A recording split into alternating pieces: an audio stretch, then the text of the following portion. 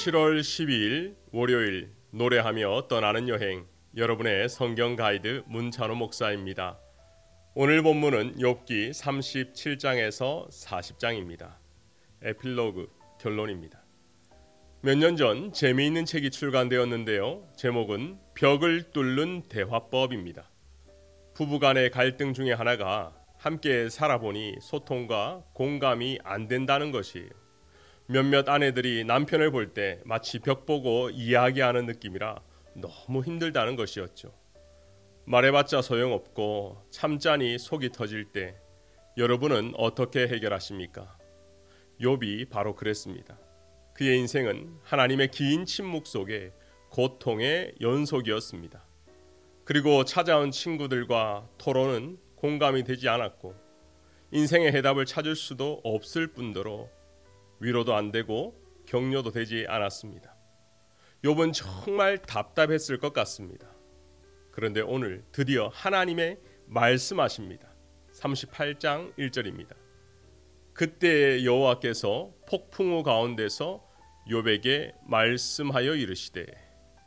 얼마나 흥분되었을까요? 드디어 암흑 속에서 빛을 보고 인생의 출구를 발견했을 겁니다. 욥은 알고 싶은 것이 너무나 많았습니다. 고통의 이유, 존재의 이유, 그리고 이미 정말 많은 질문을 했지만 어떤 것도 답을 얻지 못했죠. 자, 그렇다면 하나님이 어떻게 알려주셨을까요? 아니, 어떤 명쾌한 답을 주셨을까요? 3절입니다. 너는 대장부처럼 허리를 묶고 내가 너에게 묻는 것을 대답할지라.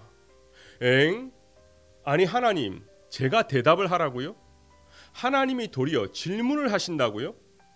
아니, 주님은 응답해 주셔야죠. 이게 무슨 일입니까? 욥은 고난에 대해 수없이 질문했습니다. 그때는 하나님이 대답하지 않으시고 침묵하셨죠. 그런데 이제 와서 말씀하시는 것이 해답이 아니라 도무지 알 수 없는 질문을 수없이 하십니다.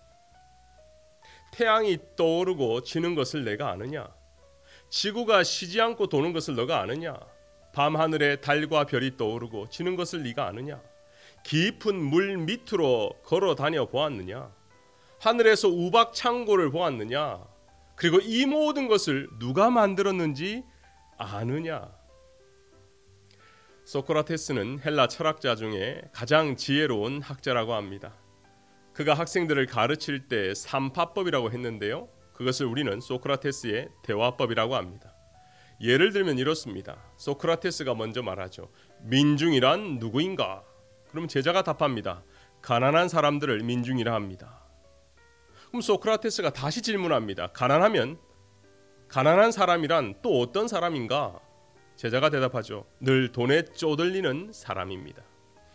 그러면 소크라테스가 웃으면서 이렇게 질문합니다. 부자들도 늘 돈이 없다고 아우성인데 부자도 가난한 사람인가?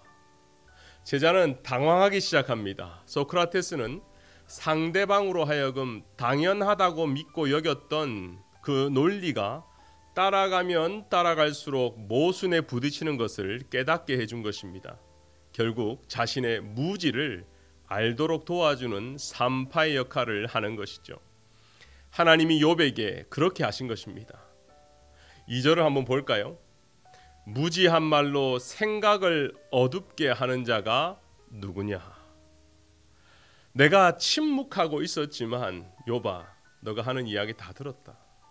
너의 잘난 그 3명의 친구들의 말도 그들의 생각도 내가 다 들어보았다. 그런데 너희들 참으로 무식하구나. 참으로 무지하구나. 우리가 말씀을 읽고 묵상하면서, 아니 신앙생활을 하면서 반드시 깨달아야 하는 것이 하나 있는데요. 그것은 하나님이 누구시냐 하는 것입니다. 모세도 이것이 너무나 궁금했습니다. 그래서 물었어요. 하나님 누구십니까? 하나님이 모세에게 이르시되 나는 스스로 있는 자니이다.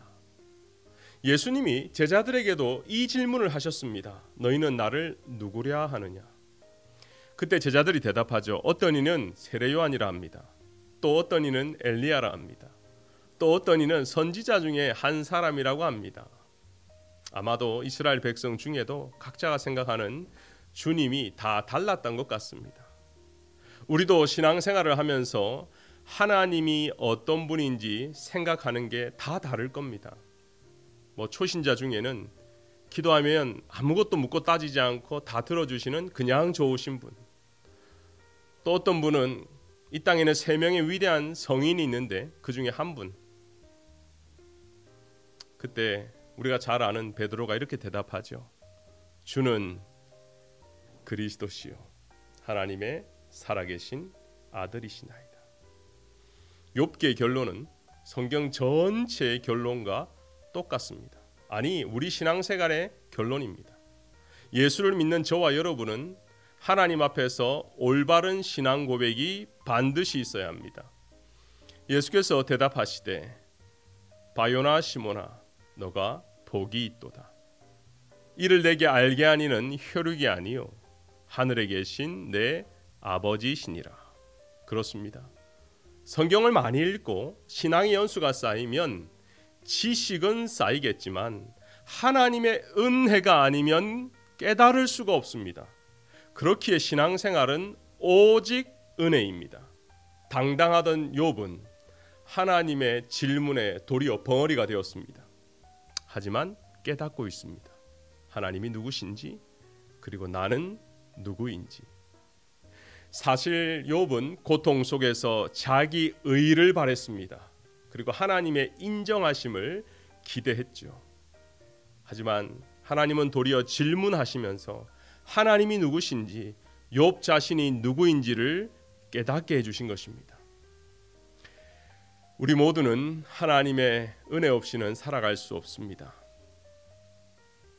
아무 희망이 없는 연약한 죄인들이죠. 하지만 우리도 주님 앞에 진실로 고백할 때에 하나님을 만날 수 있습니다.